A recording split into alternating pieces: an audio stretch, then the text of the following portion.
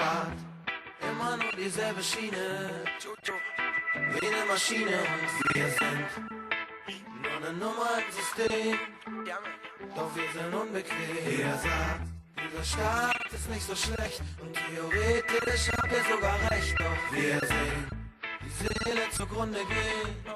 Wir müssen was dagegen unternehmen.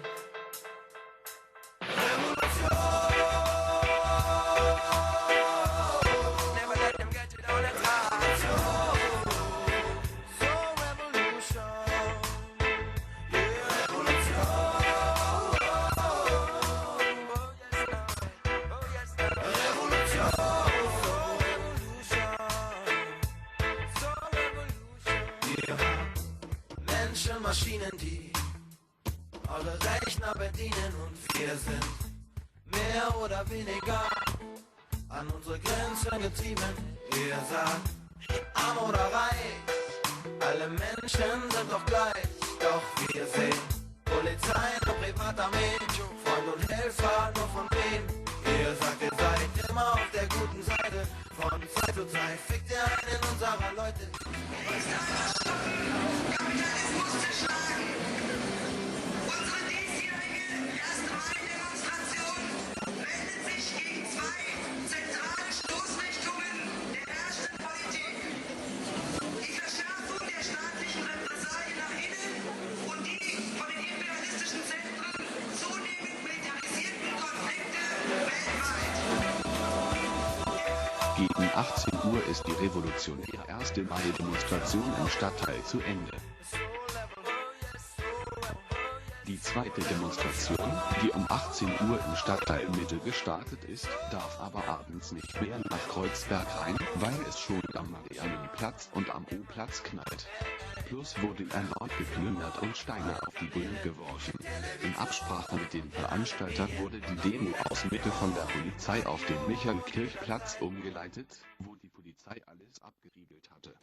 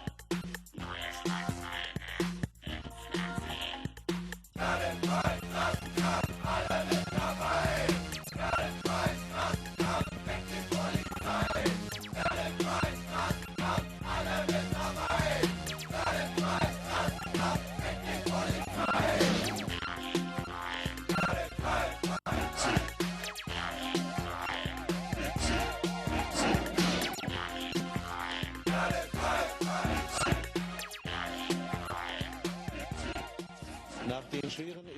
Mai-Krawallen in Berlin haben Oppositionspolitiker und Polizeigewerkschaften den zurückhaltenden Einsatz der Polizei kritisiert. Innensenator Körting ist der Ansicht, dass das Konzept alternativlos ist. Bei den Ausschreitungen gestern wurden 139 Menschen vorläufig festgenommen und 175 Polizisten leicht verletzt. In the year 2003, many protest actions against the Iraq War has been organized. The night before 1st of May, again riots in the district Prenzlauer Berg. One big demonstration at 3 o'clock afternoon in Kreuzberg, organized by the autonomous, communists, Maoists and anti-fascists. 10,000 people participated. At 1 o'clock afternoon, a united manifestation with international speakers was organized.